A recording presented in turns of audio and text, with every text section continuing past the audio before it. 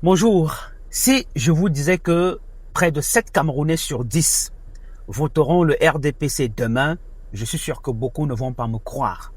En tout cas, si vous ne voulez pas accepter la réalité et que vous ne comprenez rien aux jeux et aux enjeux politiques, vous allez forcément m'insulter. Cette vidéo va certainement vous faire mal. Malheureusement, je suis obligé de vous expliquer et de vous mettre devant les faits. Les faits sont quoi? À quelques heures du scrutin présidentiel du 12 octobre, c'est-à-dire demain, et l'ECAM a commencé cette semaine par nous dévoiler, je crois il y a quelques jours, 2 jours, les chiffres définitifs du fichier électoral. 8 10 464 électeurs sont inscrits. 8 10 464 électeurs sont inscrits sur le fichier électoral national d'Elections Cameroun. Ça, c'est le premier chiffre qu'il faut retenir. Sur ce total, vous avez 3 716 476 femmes et 4 493 897 hommes. Ces derniers sont répartis dans 31 653 bureaux de vote, couvrant ainsi tout le territoire national, c'est-à-dire les 10 régions.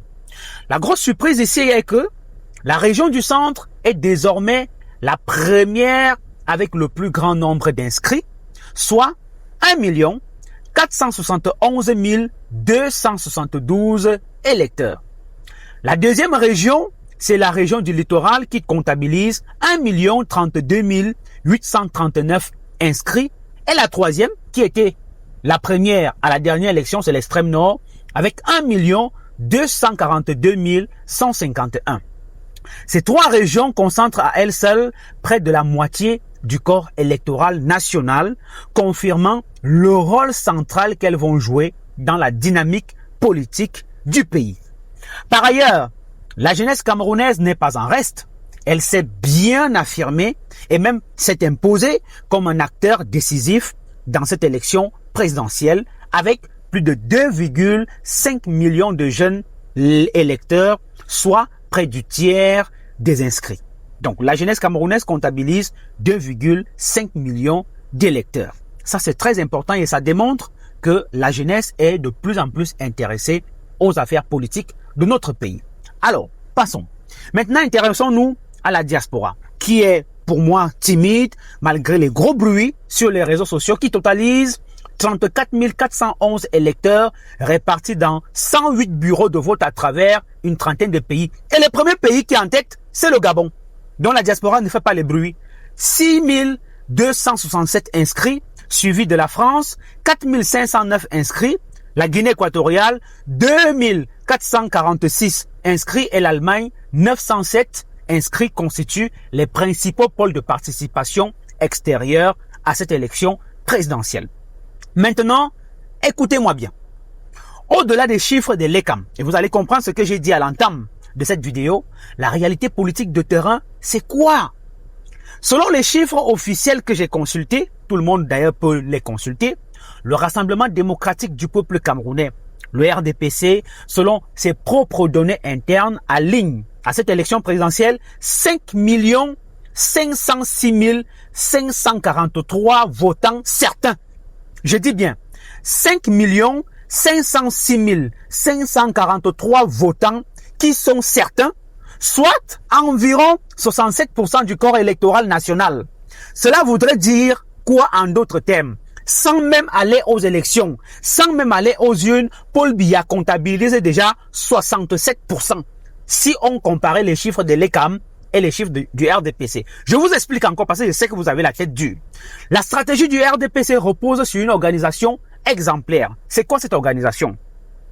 Le parti compte 93 sénateurs, 147 députés, 17 535 présidents de section, 165 600 responsables de sous-section, 1 500 240 comités de base et plus de 3,8 millions de cellules actives. Ce maillage politique, véritable toile d'araignée électorale, assure une présence continue dans les 360 communes du Cameroun. À cela s'ajoutent les contributions des 300 membres du comité central, des 50 responsables de l'OF RDPC qui est l'organisation des femmes, des 38 cadres de l'OJ-RDPC qui est l'organisation des jeunes et d'un peu plus d'1 million de militants alliés, des partis alliés, formant ainsi une coalition qui couvre l'ensemble du territoire national. En comparaison, les autres formations politiques paraissent donc fragmentées et sans structure locale solide malgré le bruit. Le Rassemblement démocratique du peuple camerounais, lui, s'appuie sur un appareil de terrain qui est déjà discipliné, qui est sur la constance de ses cadres et sur la fidélité d'un électorat qui lui est stable, enraciné dans les valeurs de paix, de travail et de patrie qu'incarne le Parti des Flammes. Cette cohésion organisationnelle constitue l'un des atouts majeurs du parti au pouvoir. Là où d'autres improvisent, le RDPC, lui, planifie, on le voit sur le terrain, depuis le début du septennat. Là où certains misent sur le populisme, aller dans les marchés, organiser les meetings qui ne servent à rien, le Parti du Renouveau déploie une stratégie et tout le monde a pu voir cette stratégie à travers le maillage territorial, les meetings qui fusent de partout jusqu'à aujourd'hui. Ainsi, à la veille du 12 octobre, à quelques heures, deux chiffres résument donc l'enjeu. 8 10 464 inscrits selon Elecam contre 5 506 543 électeurs déjà acquis au RDPC. La conclusion s'impose d'elle-même. Près de 7 Camerounais sur 10 voteront pour la continuité. Dans un contexte où la stabilité et la paix demeurent les priorités absolues, le RDPC apparaît plus que jamais comme le garant du Cameroun fort, uni et en marche vers l'émergence, mais surtout soudé derrière son chef, son Excellence Paul Biya, qui incarne toutes ces valeurs, car ici, la victoire ne se crie pas, la victoire se prépare, elle se structure, elle se planifie. La guerre, c'est le plan, vous avez l'habitude de dire, mais pas le populisme. La guerre, ce n'est pas le populisme. J'espère que vous avez bien compris. J'espère que, et je sais que cette vidéo va faire beaucoup de mal aux gens, mais malheureusement, c'est la réalité. Ça veut dire que demain, on est sûr que Paul Biya est au moins parti sur 70% minimalement à cette élection présidentielle. Les autres candidats vont se partager les 30%. Bidjan a parlé.